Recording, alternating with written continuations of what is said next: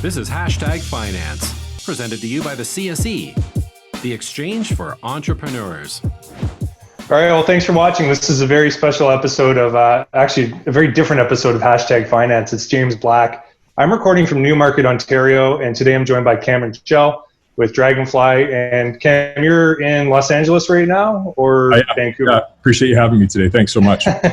And so Cameron's the founder, runs a company called Dragonfly.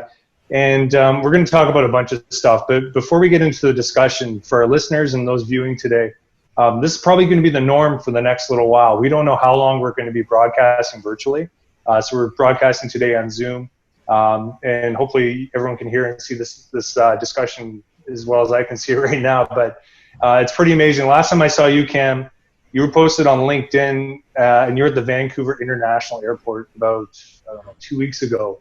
And the site, just tell us about what you were posting 2 weeks ago from Vancouver, because it was crazy. Yeah, I mean, what was so I was flying through Vancouver. I'm pretty much the last back to Los Angeles, and it was pretty much the last day before everything was getting locked down. So I was kind of rushing to get home, and I went through the airport, and it was empty. There were a few attendants there, and that was about it. And the ominous feeling that I had was the same feeling that I had when I was in New York on 9/11. And but there was something even more pervasive about it. There was something even more silent about it, because there wasn't this major crisis that had been happened. It was happening as we were speaking. So to me, it really set the context for what was happening, and it was a pretty odd sensation, and it's historic what's going on. So nonetheless, notwithstanding all the challenges and everything that happened with 9/11, there was a ton of opportunity that's now come because of it as well. Yeah, and look, I mean, that's sort of what we're here to talk about. So in times of struggle and unprecedented times like this, there's always a rebound, there's always a bounce back, and there's always lots of opportunities that will come as a result of this. We're seeing a lot of people come together and trying to help, whether it's on the front lines of healthcare or the back end of technology that we're seeing. Just using the system today, you can only imagine how much round-the-clock effort has gone into making sure there's bandwidth and making sure that these products are even working. Because if you and I can't talk, if we can't talk and communicate during these times, then the whole thing breaks apart. And actually, I would like to say, and this is a theme maybe for our discussion, is technology is kind of saving our ass right now. Like, if we didn't have this instant communication and the ability to share real-time information about the virus, who knows what would have happened. So maybe let's just table set real quick. So Dragonfly, let us know, what you guys have been working on. You guys recently went public on the CSE, but you guys do a variety of things, robotics, drone space, security. What are you guys really focused on right now? And then we can get into the meat of your epidemic-tracking system. Yeah, sounds great. Well, so, and again, thanks for having me and being able to talk about this and the whole entrepreneurial environment and what's happening in society at large right now.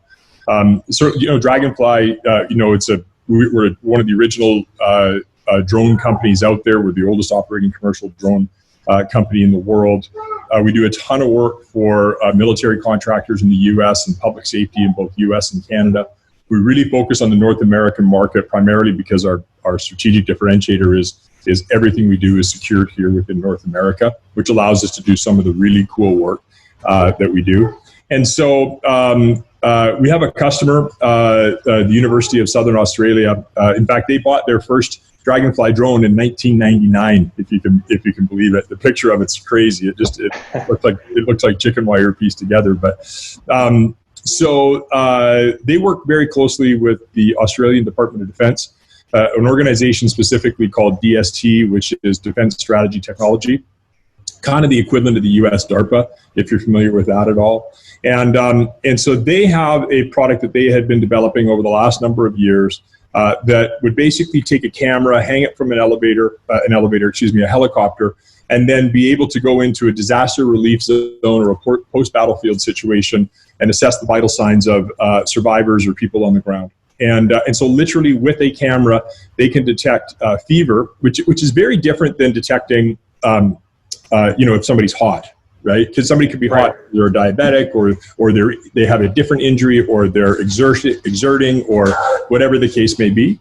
It also measures blood pressure, heart rate, respiratory rate, does cough detection, and a number of other things as well. And what's really incredible about this technology is that immediately as this started to unfold, they realized that putting this technology onto existing CCTV networks, autonomous devices, or in particular drones, could really provide detection, prevention by protection type of barrier for organizations or large crowds or workplace safety or the current medical facilities that can't even triage properly the people that are coming in and out of the organization or out of the building.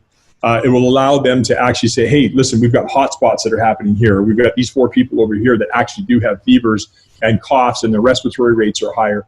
And no care worker has to touch them. It can be done at a distance of up to 60 meters.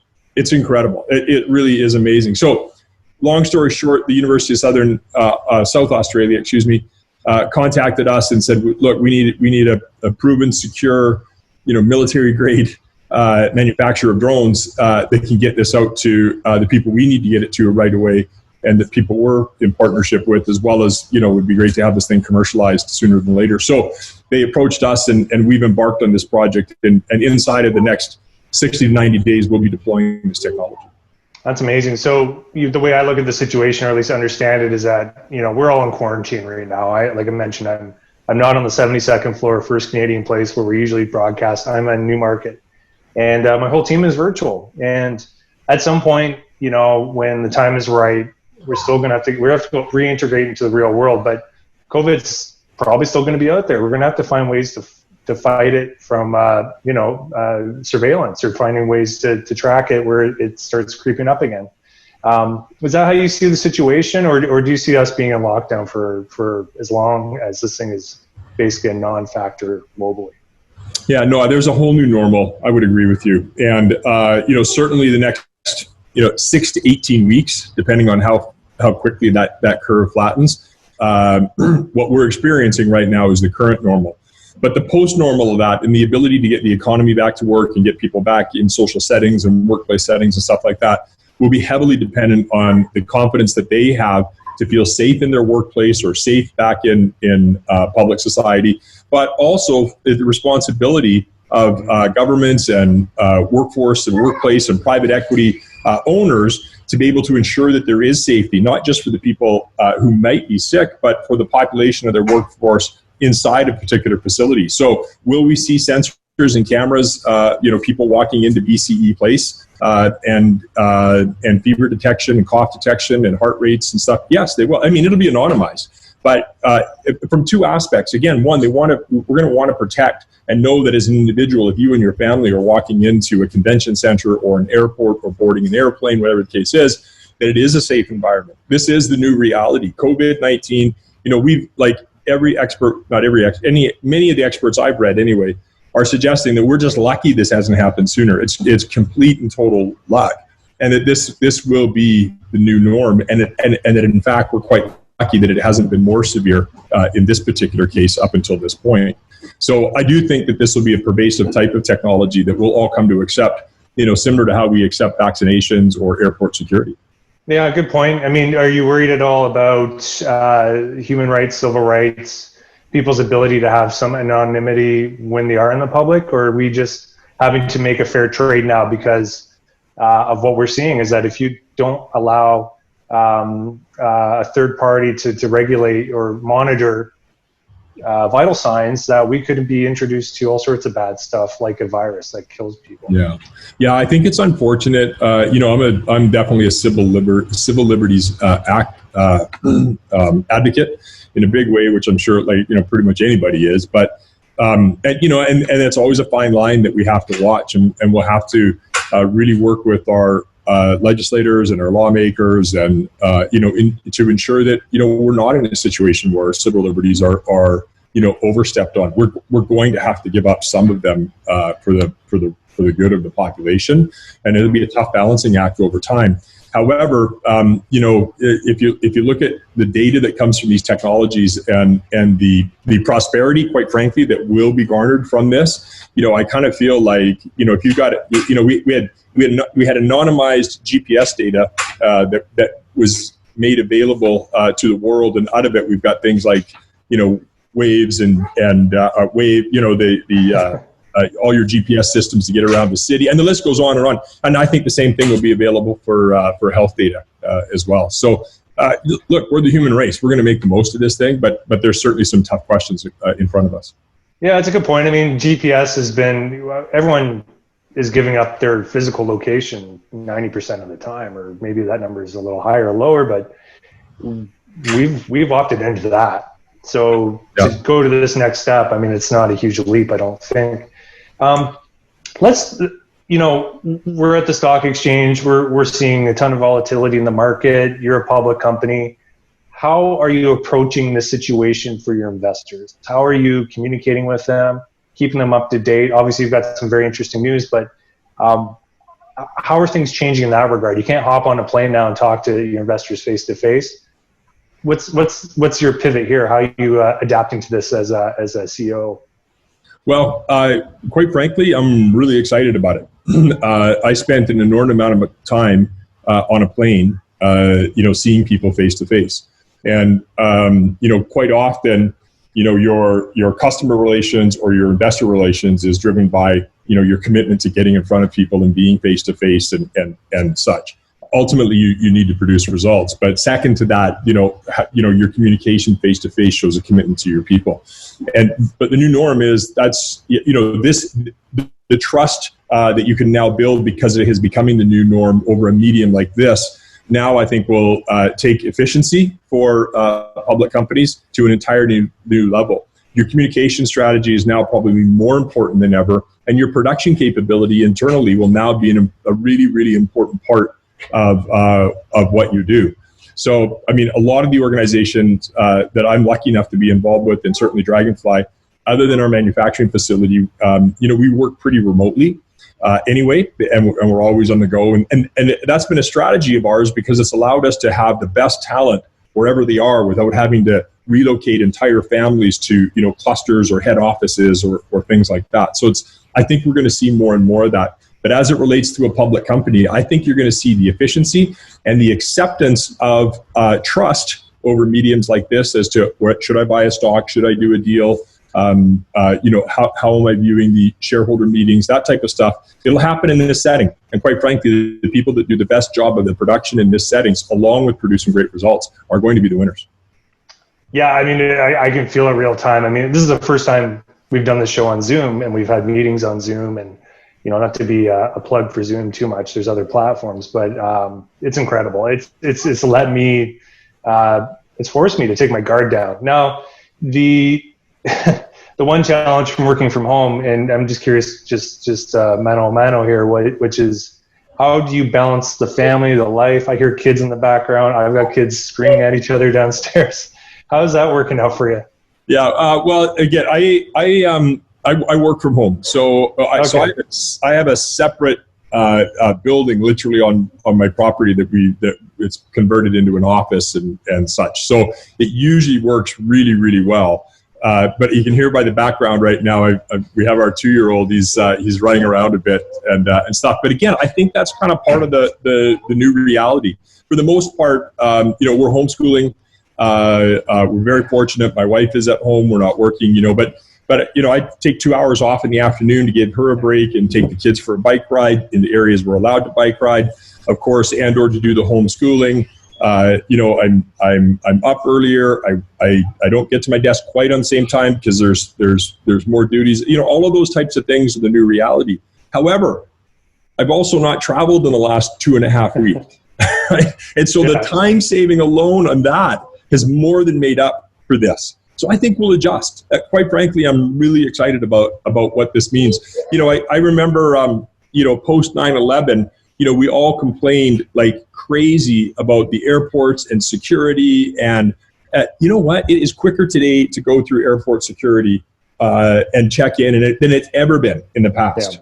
Like literally, because we adjusted. We made things electronic, we made things paperless, we streamlined the security lines. You can get TFSA, or you can get, Nexus passes. You can do those types of things. And I think we're going to see the exact same thing here. I mean, I think we also have to remember that after 08, Uber came out of 08, right? Because people needed, part-time work or casual labor. Airbnb came out of 08 because people needed to maximize the assets that they currently had. These are billion-dollar industries that literally changed society. This is times 10 of 08 and 9/11 and 87, and and the list goes on of other black swan events. And because of that, I think we're going to be more efficient, not just in healthcare, but in how we do business. The GDP is going to grow. I mean, we're in for a rough road here for the next 9 to 12 months, no question about it. But this economy is going to come screaming back. And I already see capital pooling to go into the right projects, projects that are positioning themselves to adjust for what we now know will be the new norm. Oh yeah, there's a sharp tip of the spear that and a lot of opportunity. I totally agree with you. The nice thing of juxtaposing what we have now versus 2008, it was that was sort of systemic greed and bad oversight and a bunch of bad policy. Following all that, this is like an act of God, and we are banding together in a different way to fight something that is now have to be a global solution, and everyone benefits hopefully from the upside. So I'm with you on that, Cam. I appreciate the positivity, because right now it can be a little it can be tough some days to be positive, but I'm with you too as well. I used to get up at 5 a.m. to catch a 5:40 train to get to the office for 7, and now I can kind of sleep in a bit more, which is nice, and I get a little more time at home with the kids. And maybe this turns out to be, people go to office 2 or 3 days a week as opposed to 5 and do the grind, and still be productive. And we know what productivity looks like. So, I want to commend you. I want to thank you for taking the time and taking this opportunity as an entrepreneur to do something to help address the problem. I mean, this is an exciting time, and part of what we try to do here at the Exchange is give people an opportunity to share their story. So, maybe just for you and the audience listening and watching, where can people get in touch with Dragonfly, or keep on with the story, keep on with you, and what platforms are you guys using? Sounds great. We're like, nowadays you have to be on all the platforms, so we're on everything from Instagram to Facebook to LinkedIn to you name it. But certainly our website, Draganfly, and it's Dragan, not O-N, so it's dragonfly.com is our website. You can sign up for our newsletters. You can follow us on Twitter or whatever the case is. Also, CameronChell.com or my Twitter handle, Cameron Chell. You can follow us there. And we've had some incredible interviews over the last couple of days. A former deputy secretary of the World Health Organization has joined us in being able to deliver this initiative into the medical community. We've got dozens of conversations going on right now with medical agencies, institutions, and government agencies for the deployment of the rapid deployment of this technology. We just, Andy Card, the former White House staff who was a lead during the SARS epidemic, he's been advising us, and he sits on our board. So, we just, I hate to say, we I don't know that we were in the right place at the right time, but we had a bunch of the right technology, and we're asked to help, by some very credible organizations. So, so we're obviously going to do anything and everything that we can, as anybody would. And certainly economically, on Dragonfly's standpoint, we're fortunate it's going to work out quite well for us as well. No, we're looking forward to it. We're looking forward to seeing the developments as they come. And with that, I want to thank you. Thank you for making the time. If you're watching today on the #finance, you're either watching on CSE TV, subscribe below. Make sure we're going to have more interviews coming. We're going to probably start doing more interviews on Instagram as well. A lot of real-time live content. And then please subscribe if you're listening on Spotify, SoundCloud, Google, Apple. The podcasts are going to get flowing again, seeing as that we've now figured out some of the new technology and workarounds with not having a studio. So, Cam, thanks again. Appreciate it, and good luck. Oh, thank you. And you know what? I just got to say thanks so much to the CSE. You guys have taken a leadership position in everything you do in supporting entrepreneurs, and being able to do that in a time like this. I'm sure as you've taken leadership in other industries and positions in the past, doing the same thing here is going to garner you those same results. So thanks for your support.